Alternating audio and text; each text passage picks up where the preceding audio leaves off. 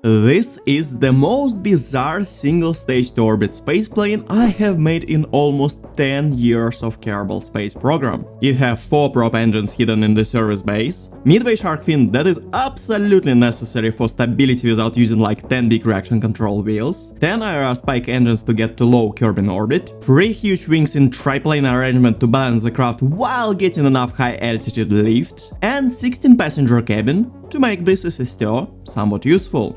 Today in this video, I will go over tips and tricks essential in creation of this craft. And finally, I will fly the test mission.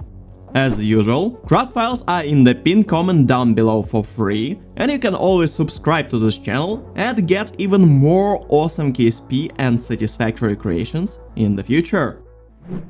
Combining propellers with efficient vacuum rocket engines sounds like a great idea, and this totally works for EVE sea level SSTOs with couple of extra tricks. EVE atmospheric pressure at an altitude of 15 km is somewhat equal to Kerbin sea level pressure, and getting higher than 18 km on EVE is usually somewhat problematic without some tricks. So, for EVE SSTO, you are hauling a huge rocket to Kerbin sea level pressure, but for Kerbin SSTO you need to do a bit better. And I am talking about SSTO without using Kraken drives, no heat shield propellers or wings, no 23 bladed propellers, no infinite engine throttle, or, well, infinite fuel tricks. Quite the opposite of what I have done in EVE rescue mission video on my channel. Main challenge is that you cannot get higher than 8 or 10 km on Kerbin with a heavy craft. And even at 10 km on Kerbin, atmospheric pressure is still quite high. This makes a lot of awesome vacuum engines like Nervous or Wolfgangs a somewhat dead weight. Or you need to scale this craft to ridiculous sizes to circumvent those inefficiencies. And you also need to keep in mind that you will start your rocket engines at a speed of 100 meters per second. You will have a very big wings with a lot of drag, and this will force you to immediately pitch 45 degrees to escape Kerbin atmospheric pressure as soon as possible. This requires a high thrust to weight ratio and extra pitch controls that works at this altitude. So, with all these challenges in mind, without further ado, let's go to Hangar Bay and explain every tip and trick behind this SSTO.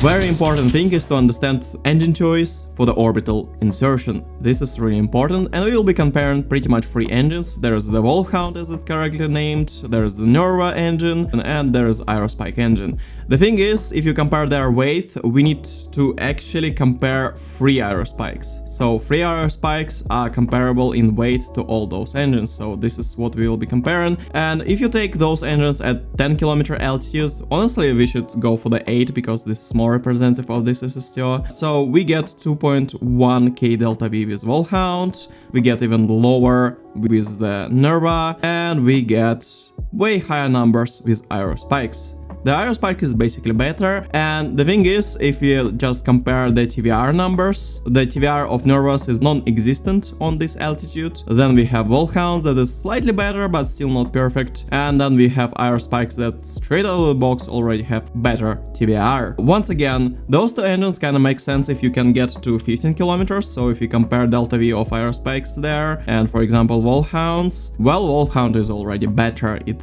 have better delta V, and well, Nervous are workable at this altitude, the TVR is still questionable, but it's still way better. So this is the point that if we can get this SSTO to only 8 km of altitude, your Aerospike engine is just the best choice. Next part is to understand your airframe arrangement. Where are all the parts situated and why they are situated in the specific place. First of all, your rotor engines. There are a total of 4 rotor engines, and they are spread into 2 groups, 2 engines up front and 2 engines in the back. Yeah, obviously I'm the other back and other front.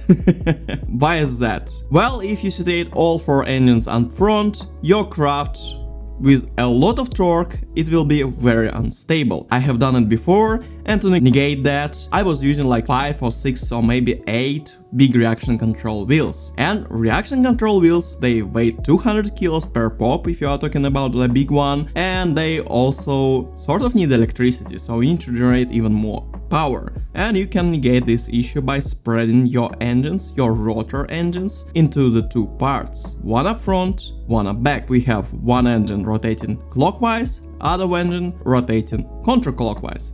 The same for the pair on the back.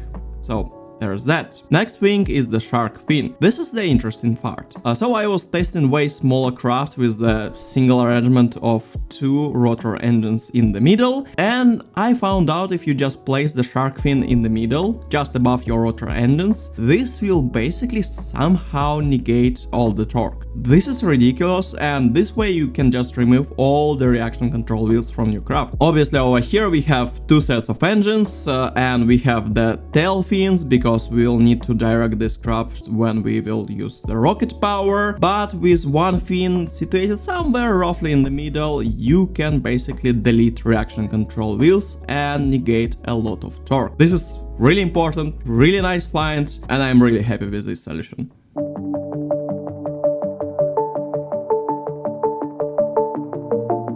Next part is the center of mass, really important for any SSTO and, well, any plane. Over here we have 10 aerospike engines on the engine plates, and obviously this is like 10 tons all the way back, so this is quite heavy. This is why center of weight for this craft is so further back. Up front we have passenger cabin, we have our like cockpit arrangement, we have our fuel cells, but this is still not really enough to balance craft. So the thing is, over here I actually have some fuel tanks clipped inside.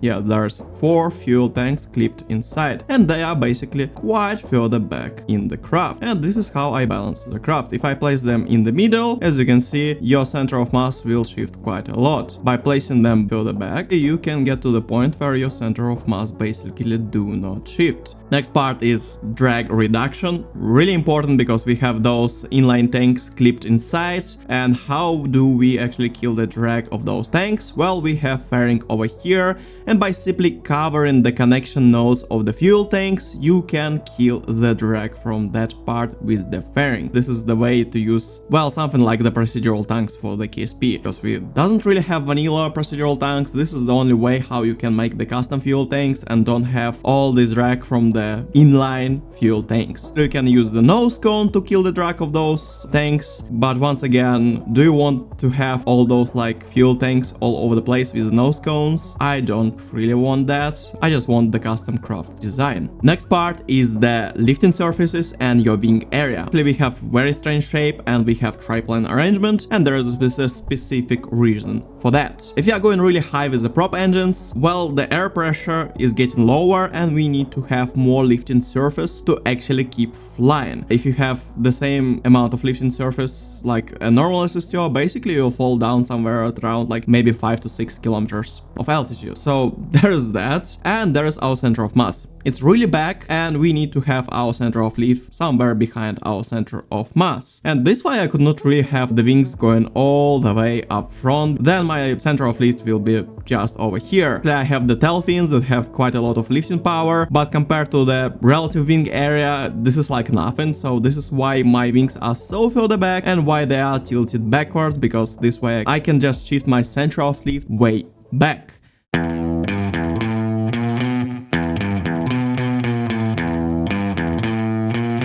Next part is how to design your prop engines. Pretty simple once you get the basics, but if you have no idea, it's kinda convoluted. I'm using service bays, 2.5 meter service bay. Why is that? Well, our propellers, they will have a lot of drag, and if you will not kill that drag by simply closing your cargo bay, even at the high altitude, you will have insane amount of drag and you will go nowhere. You will not go to the orbit. This is why I'm using service bay, so I can just kill off the drag of propellers when I'm going to the orbit. So, heavy rotors. So there are 2 connection points on the service bay. There's one over here and one up front. So what I actually usually do, so I take one engine, then I take my propellers, I'm using big ducted fans, and connect them directly to the propellers. So let's actually select 8 attachments. So here we go, Octo. Let's connect that. So there's our propellers. Let's actually deploy them and deploy them at 0 degrees. So I place the second pair with second attachment node inside of the cargo bay, then I take it from the cargo bay and I flip it on its axis, so both engines are facing the same direction. Why is that? Well, it's simpler to set up, it's easier with two engines facing the same direction, it's not convoluted like the other setup. So the thing with the engines, they will be rotating in the same direction, and this is not great, that will generate insane torque,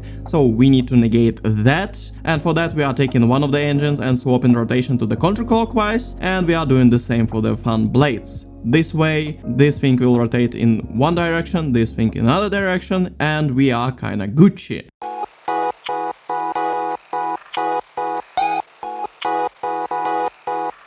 Next step is to set up control of your ducted fan blades and your rotor engines with the action groups. We open the editor for the cal controller and we do open the action groups. First, we select our cal controller and we select our main throttle over here, and we add the play position of cal controller. So now our main throttle with Shift, Z and X and control buttons, it will control the play position of the cal controller. So now we need to go to the cal controller and to set up, well, the play position settings. And play position settings of this cal controller will control our ducted fan blades. We select first pair and we add deploy angle. We select the second pair and add deploy angle as well. And over here we set up our angle of attack on the play position. We start from the 10 degrees, which is enough to start your craft and clear run to like 50 meters per second from 0 meters per second, and we set up maximum value of 45 degrees. Going higher than that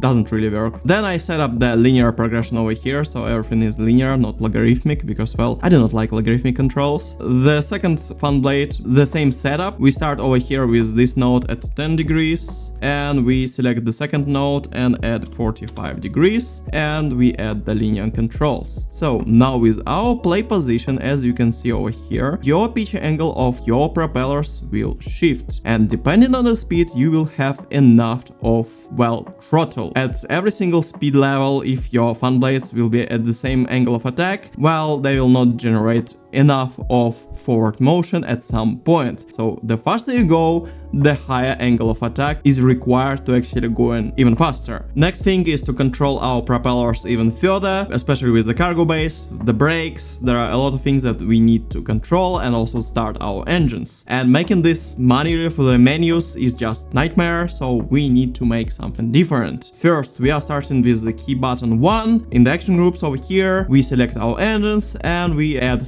toggle motor power for the both engines. So when we select button 1, our engine with the, well, motor engaged settings by the default, it will go. It will start spinning, you press button 1, it's spinning, you press button 1, it does not spin. And the second thing is we need to do something about our ascent, the second part of, well, our SSTO journey, the orbital insertion. You will need to actually lock your rotors and you need to close the cargo bay doors. Over here, as you can see, if we select our brake section group, you can see that there are brakes for the rotors, and basically it will lock them in one position. We will remove that from the brakes and we will add this to action group number 2. We will add brake for the first rotor and we will add brake for the second rotor. Why is that? Well, I want to use brakes for, well, normal brakes, not those brakes. Then the cargo bay doors. We just select the cargo bay and, well, add the toggle switch to the action group number 2. When we are actually pressing the button number 2, we are toggling our service bay doors and we are toggling, well, lock position brakes of our rotors. And the good question here is why they are separate controls, why you are not making this one button press, and the answer here is your atmospheric re-entry. When I will re-enter the atmosphere, I want to open the cargo base and I want to unlock my rotors, but I don't want to have any power on them. This will work as the huge aero brake. If it will be a one button press, I'll be turning my rotors and they will interfere in my aero braking, so I don't want that, and also they will use fuel. So there's that. This is why these controls are separate. There's one drone core over here. This will have some reaction control wheels, and it have quite a lot of pitch torque over here. 15 is quite a lot. Yeah, it's kind of nice. But it will be not enough to actually pitch this craft 45 degrees at the altitude of 8 kilometers. And this is why we're using the burner engines over here, and they basically do the major bulk of lifting this craft up into 45-degree angle. For the power plant, I'm using fuel cells. There are a total of 7 fuel cell arrays over here, and actually I have 2 small ones just to get just barely enough power in total. Let's fly the test mission.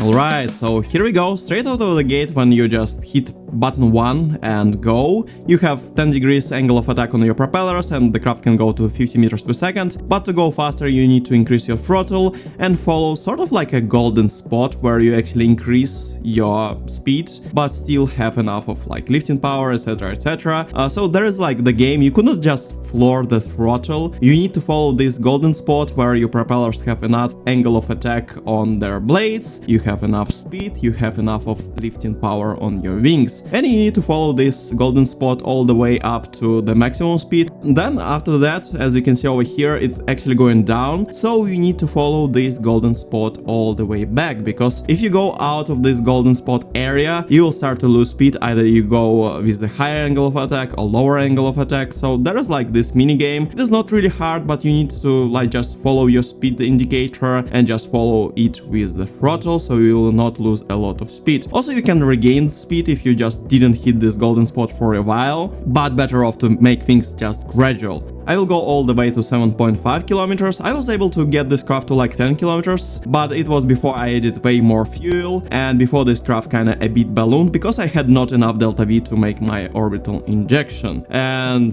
yeah, this is why this thing is not like 100 tons, because, well, at 100 tons I just had not enough fuel, unfortunately. So yeah, there's that. At 7.5 kilometers of altitude, I will just floor my throttle, close the cargo base, lock my rotors, everything done with basically 2 buttons, and I will just pitch up to 40 degrees angle of attack. And as you can see, my Werner engines just doing this attitude control pretty much perfectly. I'm going a bit sideways, unfortunately, but this is due to my like not really great piloting skills, I think. And TVR at the start is pretty much around 1, and this is because I want to go way higher to like 25-30 kilometers of altitude before I had bigger TVR, because with this wing area at 10 kilometers of altitude, if you have like TVR of 2, you'll just lose a bunch of delta V to drag, unfortunately. So you need to gain quite a bit of altitude still to go like full gravity turn and high TVR. Over here I hit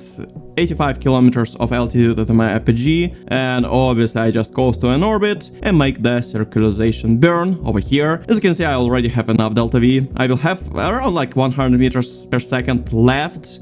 This is definitely enough to get back to KSC and land under power and make the deorbit burn, but this is probably not enough to get to a station of sorts, unless if you are really precise. So I would call this SSTO more of like tourist joyride than an actual thing to like deliver passengers to, I don't know, something. Or maybe you can have like special orbital tag that will transfer people from this SSTO to an actual proper orbit and stuff. So there's this opportunity. But I will call this more like joyride SSTO. So you get your like 16 people to an orbit. You have like, I don't know, maybe 10 hours up there, several orbits, several revelations around your planet. Really beautiful, really nice, really a lot of variation. Then you use your space toilets. Yeah, with 16 people, well, this would be questionable. Right. Then you eat some like space food and stuff, make a lot of mess, and after that you go back to your, well, airport. This is proper engine plane, you can land anywhere pretty much. And here I'm making my deorbit burn, so here we go. This was my first time actually properly re-entering this craft into atmosphere, and I was looking up on the map quite a lot, because this craft will have a lot of stopping power when I will open the cargo base, so I want to overshot KSC initially and then just break the rest of my trajectory with huge aero brakes that are inside of my cargo base, because yeah, propellers have a lot of drag. The craft is really stable because this amount of wing area, even so high up, it will have enough of lifting power and stabilize the craft. Usually all the wobble related things, like a bit of here, they are related to the thing that you have not enough of lifting power, and obviously usually do not have enough of lifting power on your wings when you're so high up. So with this amount of wing area, yeah, over here it's already stable. And I think you really don't need to aim with this craft. You just can go to this spot over the mountains, open the cargo base, and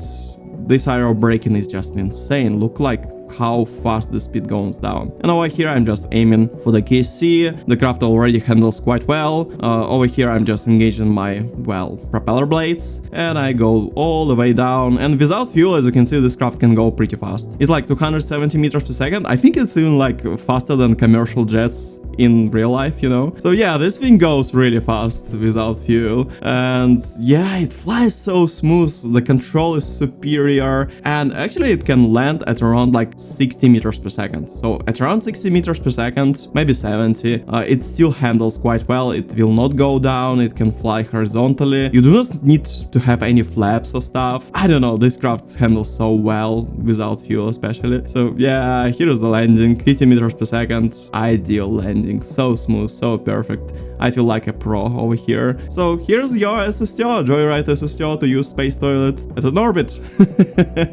Thank you very much for watching. Really enjoyed this video, really enjoyed making this craft. Have a nice one, and Yakis out.